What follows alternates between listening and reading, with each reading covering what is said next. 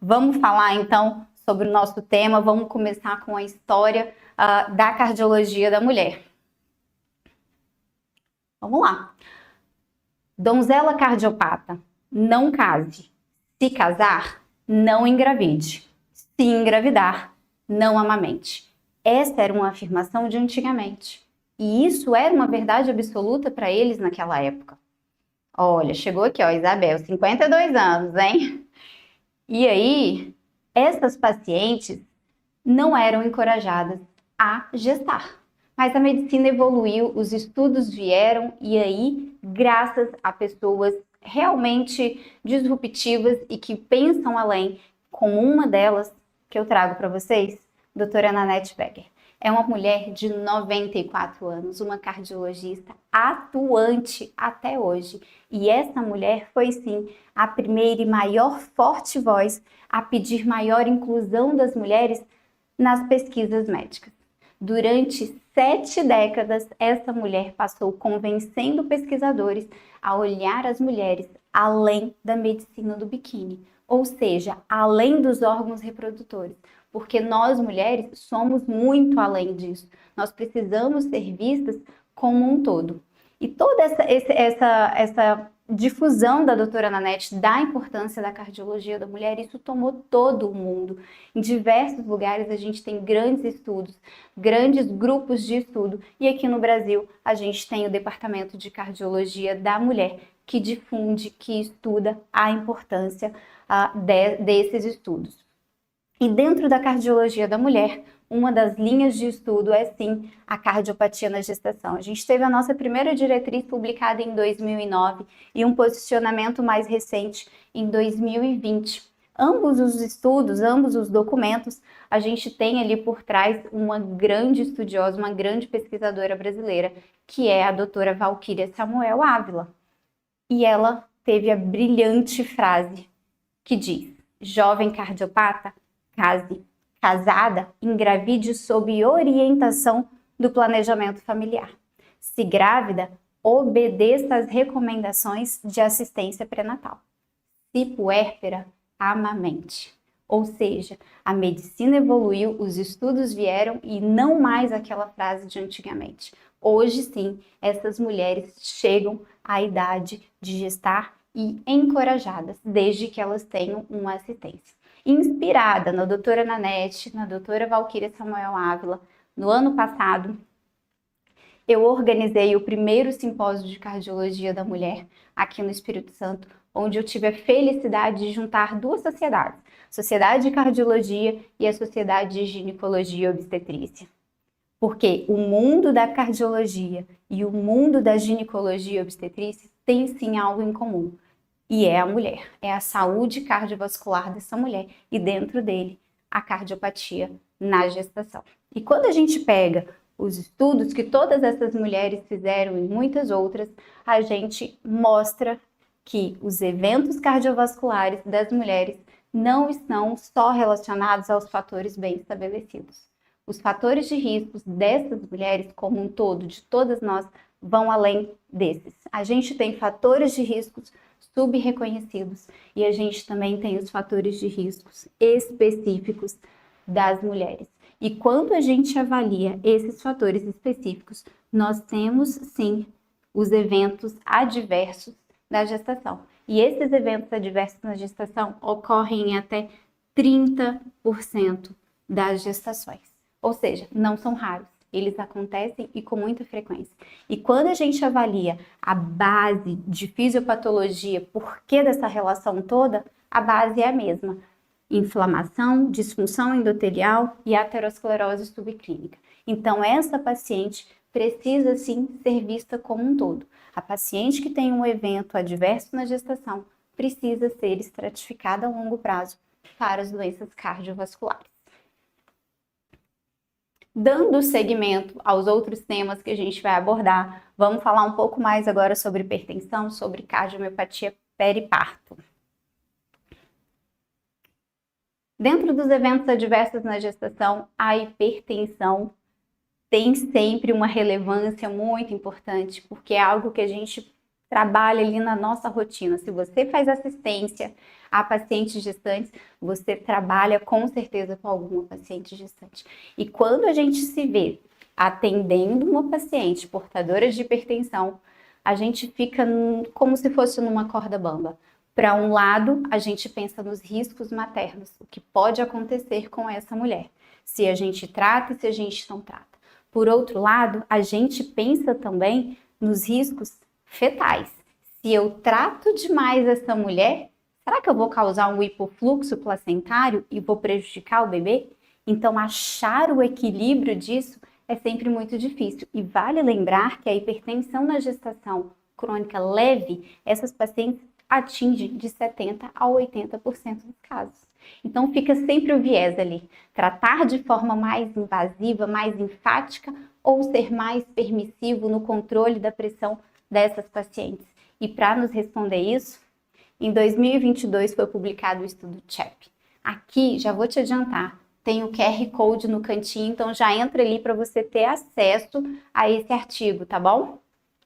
O estudo CHEP, ele foi um estudo aberto, multicêntrico, randomizado, que avaliou mais de 2.000 mulheres e tinha como desfecho primário pré-eclâmpsia grave, parto antes de 35 semanas, descolamento prematuro de placenta e morte neonatal. E como desfecho de segurança, que pra gente é muito importante, bebês pequenos para a idade gestacional.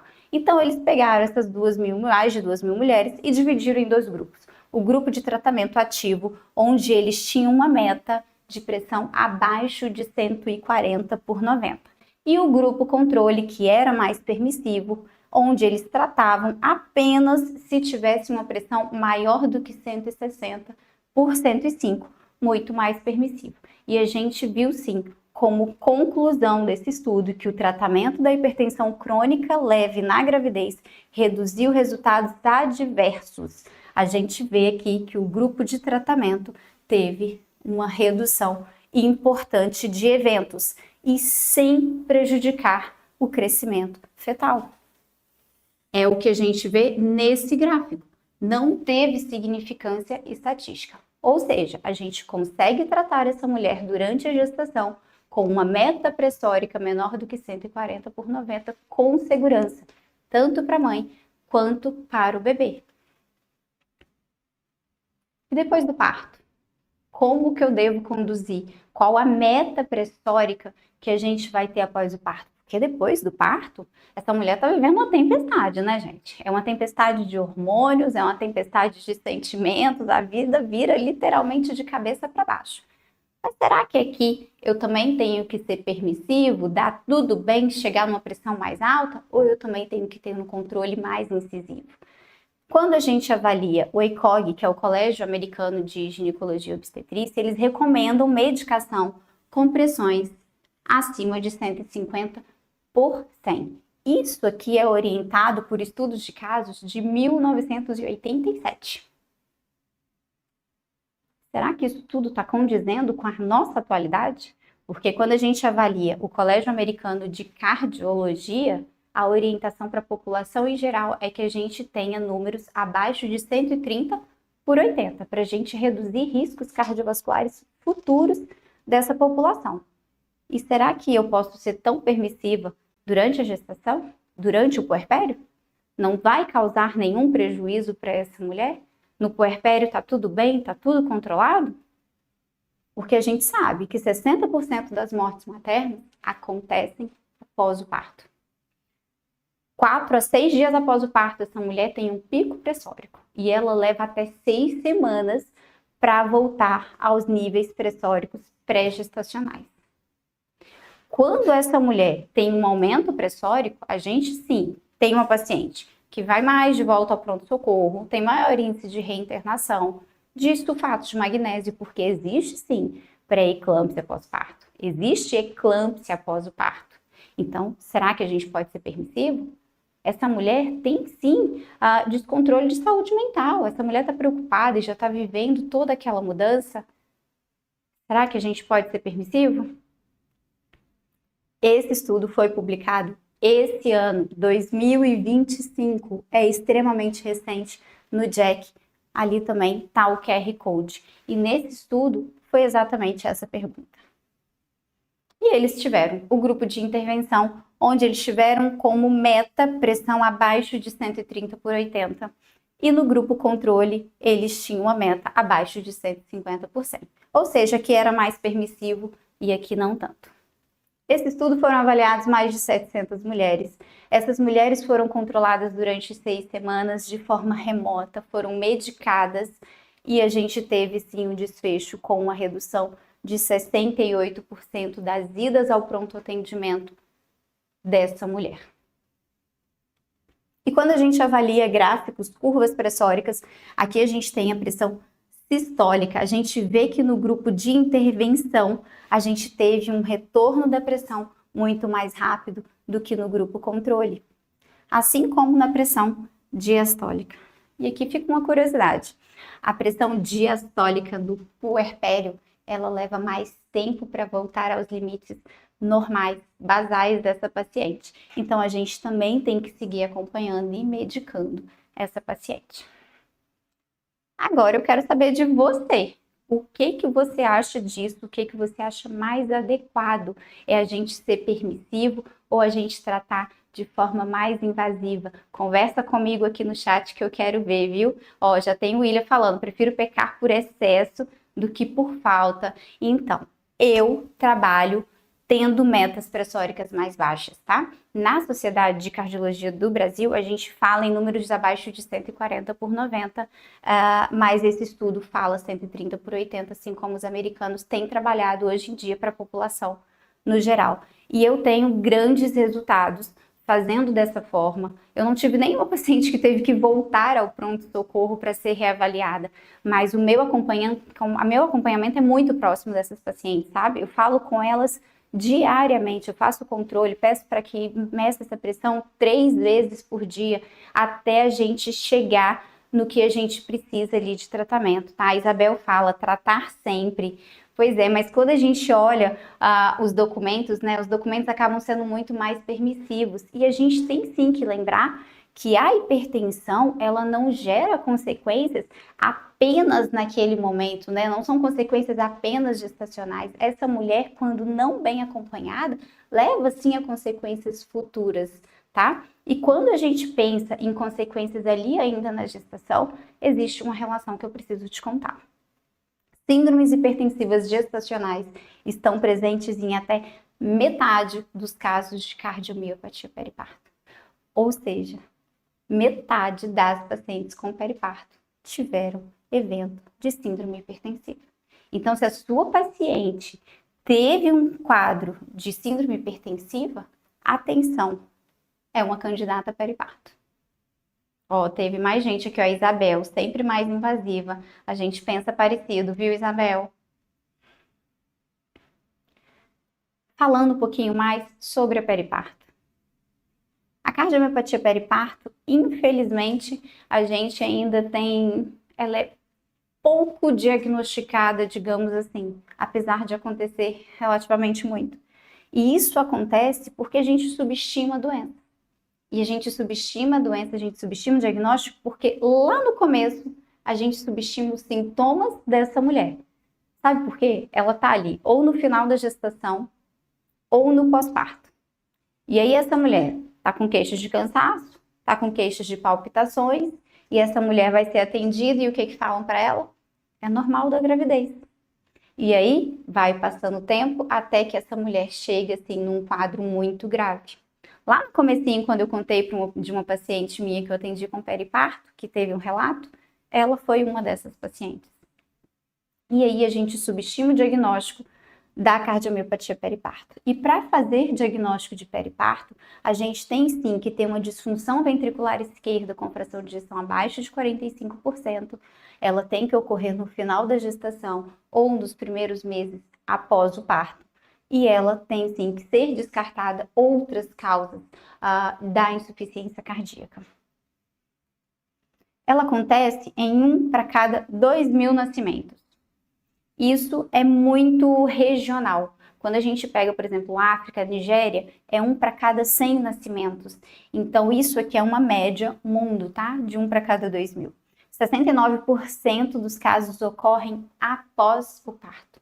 E é uma doença, sim, muito grave. É uma doença que pode chegar a uma mortalidade de até 20%. Isso tudo a gente precisa avaliar, porque essa paciente merece uma avaliação e quanto mais precoce, melhor para essa mulher.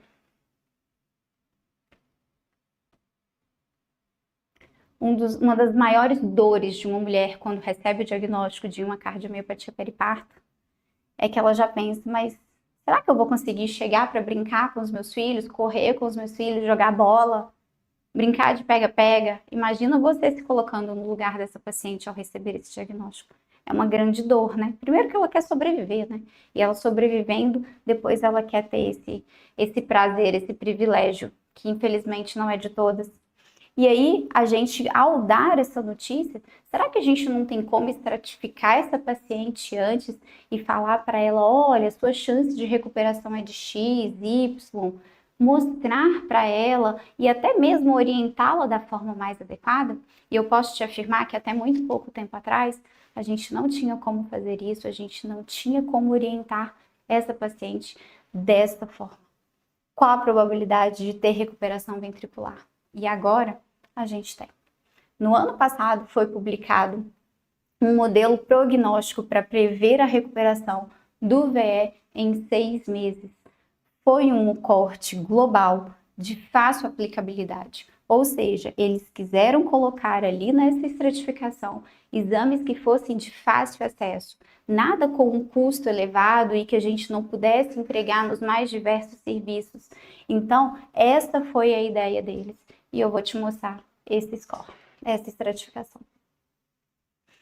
As pacientes consideradas como recuperadas tinham uma fração de ejeção acima de 50% e com a predição em até 6 meses. E algo que eles avaliaram é que quanto maior a pontuação, maior a chance de recuperação dessa paciente. E eu vou te mostrar o que eles avaliaram. Primeiro deles, a fração de ejeção da paciente. Quanto maior a fração de ejeção dessa paciente, melhor o prognóstico. O diâmetro diastólico de ventrículo esquerdo, quanto maiores as cavidades mais dilatadas, pior para essa paciente. O índice de desenvolvimento humano também foi avaliado, porque a gente sabe que mulheres em países desenvolvidos têm um prognóstico melhor do que países subdesenvolvidos.